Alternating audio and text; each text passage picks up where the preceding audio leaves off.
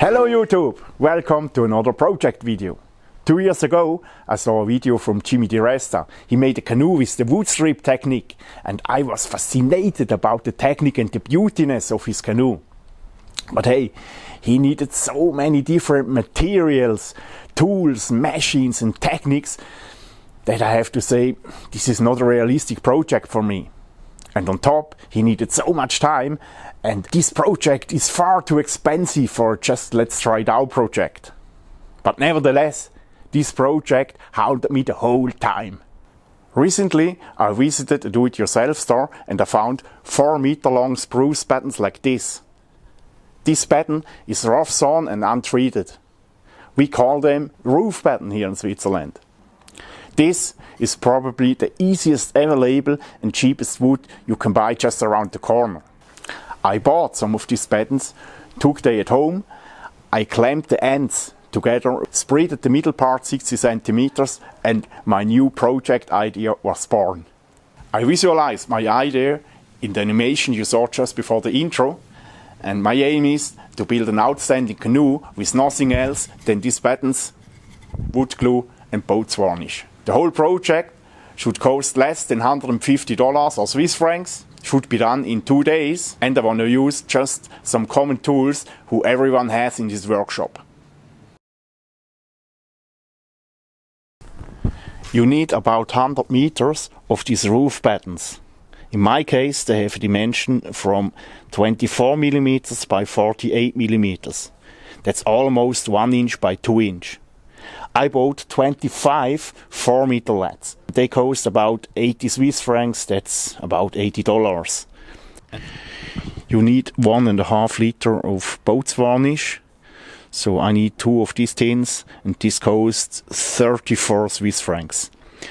Boat varnish is actually not for under the water line, but if you don't let your canoe several days in the water, you will not have problems. Just take the canoe out after a day trip, let it dry, and that's fine. The adhesive you use is a decisive element. I use the Semperock Rapid S. This is a weather-resistant, one-component PUR adhesive. He foams a little up when he dries and closes the gap between the battens. I needed 2 of these tubes and that cost 36 Swiss francs. So for all materials together, I paid 150 Swiss francs.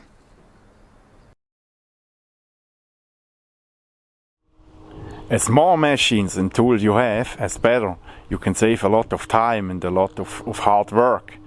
But I decided intentionally to use just a minimum amount of common tools everyone has in his workshop. Because I want to show that you don't need a fully equipped workshop to build such a canoe. I use a wood plane, a jigsaw, a belt grinder, my Victorinox Ranger Grip 79, some big screw clamps and a bunch of small screw clamps. All angles and dimensions I show you in this video are just guideline values, but I hope they are helpful that you find the right dimensions for your boat.